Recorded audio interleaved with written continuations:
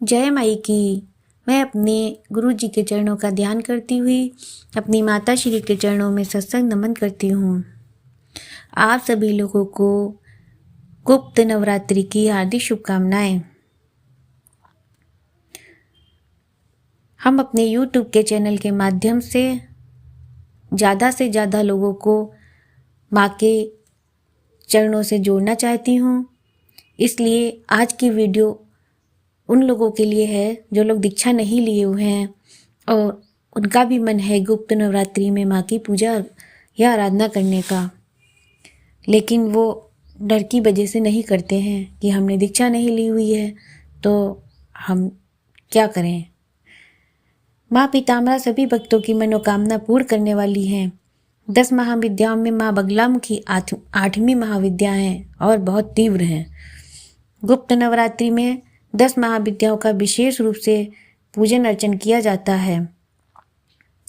साधक लोगों के लिए गुप्त नवरात्रि विशेष महत्व रखती हैं। साधक गुप्त नवरात्रि में गुप्त रूप से माँ बगलामुखी की आराधना करते हैं। जो लोग दीक्षा लिए हुए हैं वो अपनी गुरु आज्ञा से माँ के चरणों में विशेष कृपा प्राप्ति के लिए पूजा अनुष्ठान करते हैं। अब प्रश्न उठता है, जो लोग दीक्षित नहीं हैं वह बगलामुखी साधना कैसे करें। हम पहले भी वीडियो में बता चुके हैं कि जो लोग दीक्षा नहीं लिए हुए हैं वो लोग सतनाम, सहस्त्रनाम और बगलामुखी चालीसा के पाठ से माँ की कृपा प्राप्ति कर सकते हैं। गुप्त नवरात्रि में अगर आप दीपदान भी करते हैं तो माँ की असीम कृपा प्राप्त होती है। इस बार माघ मास की गुप्त नवरात्रि 30 जनवरी से प्रारंभ होकर 7 फरवरी तक रहेगी। इसलिए पूरे 9 दिन माँ की आराधना की जा सकती है। बगलामुखी साधना दिन में भी कर सकते हैं, परंतु विशेष लाभ के लिए रात्रि का समय बहुत उत्तम रहता है। रात्रि में 10 बजे के बाद की गई साधना या किए गए पाठ या जाप का विशेष महत्व रहता है। माँ की सिद्धि के लिए रात्रि का समय ही उत्तम है। गुप्त नवरात्रि में आपने दीक्षा ली है तो गुरु आज्ञा से जाप अनुष्ठान वगैरह करें, और यदि नहीं ली है तो भी आप माँ की आराधना कर सकते हैं। एक अपने घर के मंदिर में एक कलश स्थापित करें। माँ की फ़ोटो हो तो माँ की फ़ोटो रखें, और नहीं है तो एक सुपारी रख सकते हैं या हल्दी की गांठ।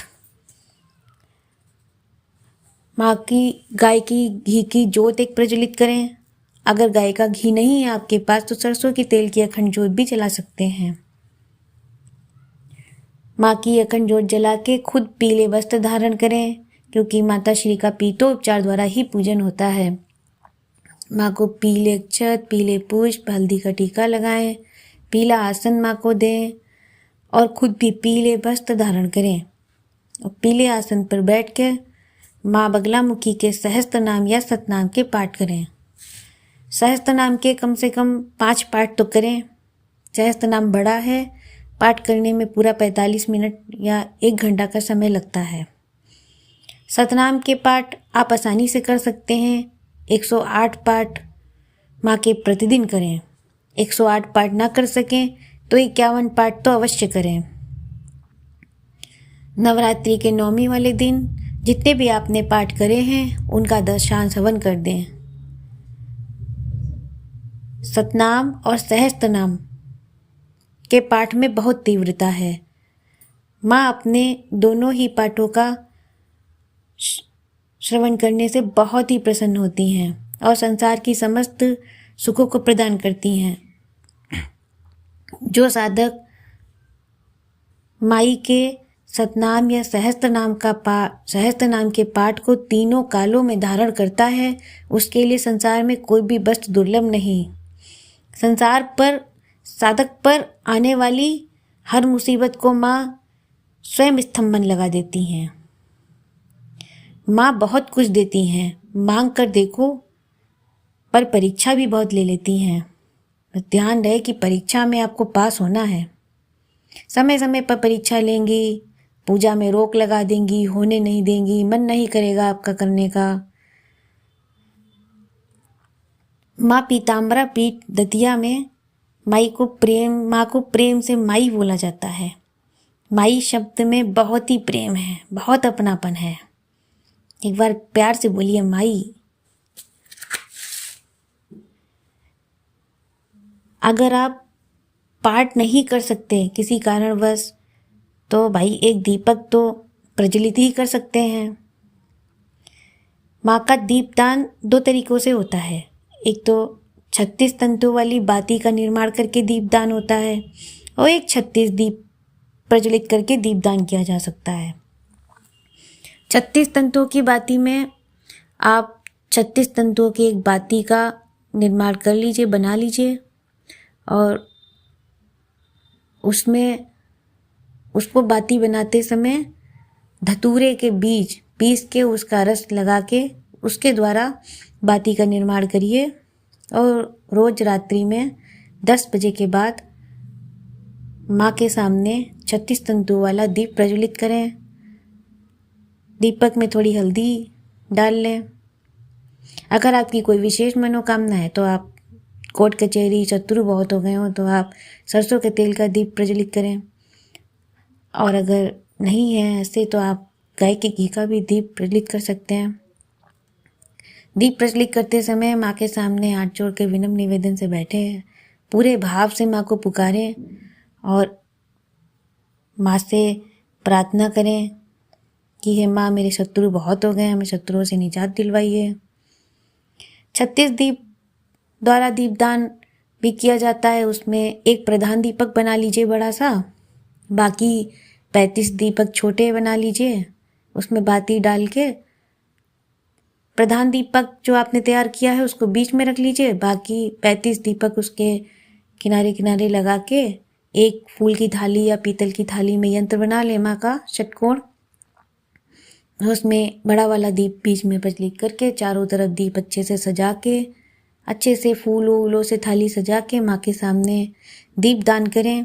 दीपदान का भी बहुत महत्व है। माँ ने अपने बहुत छोटे छोटे से उपाय बता रखे हैं।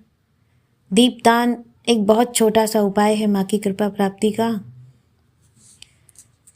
माँ क्या है, माँ भाव को पकड़ती हैं। माँ को भाव से पुकारिए। माँ कुछ नहीं देखती, बस भाव देखती हैं। आप सभी लोग नवरात्रि में सतनाम, सहस्त्रनाम और दीपदान द्वारा माँ की कृपा प्राप्त करें। देखिए, कोई मनोकामना के चक्कर में ना पड़े। वैसे तो हम यही कहेंगे कोई मनोकामना के चक्कर में ना पड़े, बस माँ से अपनी बात रखें कि माँ ऐसी परेशानी है हमें। माँ की कृपा प्राप्ति के लिए करना चाहिए। जब माँ की कृपा ही आप पे हो जाएगी, माँ ही आपकी हो जाएंगी, तो फिर कुछ दुर्लभ ही नहीं है, कुछ मांगने की जरूरत ही नहीं पड़ेगी। बिना ही मांगे सब कुछ दे देंगी। भाई, उनसे मांगने की जरूरत नहीं पड़ती, वो खुद ही समझती है कि हमारे साधक को क्या चाहिए। माँ तो माँ होती है, उससे कुछ मांगने की जरूरत नहीं पड़ती।